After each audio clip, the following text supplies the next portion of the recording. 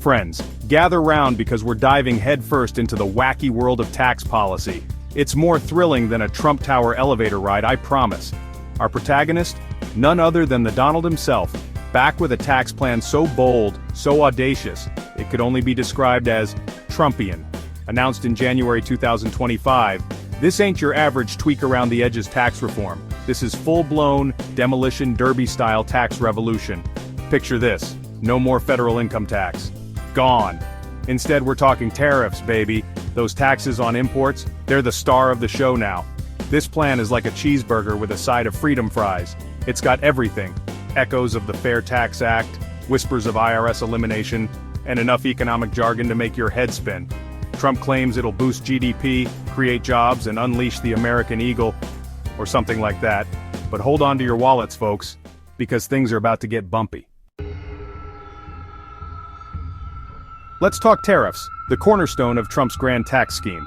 See, the idea is that by slapping tariffs on goods coming from China, Mexico, or basically anyone who looks at us funny, we can generate enough revenue to kiss federal income tax goodbye. It's like your weird uncle's get-rich-quick scheme, but on a national scale. Now, economists, those killjoys who actually understand this stuff, are waving their hands frantically, warning about trade wars, higher prices for consumers, and the fact that tariffs haven't been a major revenue source since, well, before most of us were born. But hey, who needs boring old history when you've got gut instinct, right? The Tax Foundation, a bunch of numbers nerds who love crunching data, predicts this plan could blow a $3 trillion hole in the federal budget over the next decade. That's trillion with a T, folks, like the amount of hairspray Trump goes through in a week. And the national debt? Forget about it. We're talking adding another $6 trillion to the tab, like we're all ordering the lobster mac and cheese at the Trump buffet of fiscal irresponsibility. Okay, so maybe tariffs aren't the magic beans they're cracked up to be. But Trump's plan has other tricks up its sleeve. He wants to extend those juicy Tax Cuts and Jobs Act provisions, making those individual tax cuts permanent.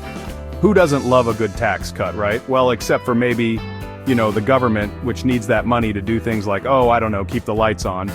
He's also talking about repealing the SALT deduction cap, a move sure to please folks in high-tax states like New York and California. And let's not forget about exempting overtime pay, tips, and Social Security benefits from taxation. Sounds great on paper, right? Especially if you're a waiter who works a lot of overtime and relies on Social Security. But here's the catch.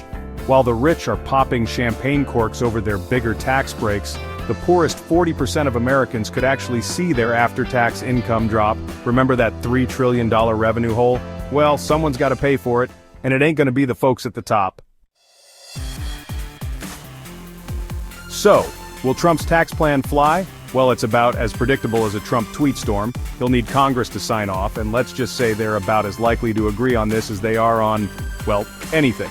Plus, those pesky economists keep warning about the potential for economic chaos, with higher prices, trade wars, and a whole lot of uncertainty.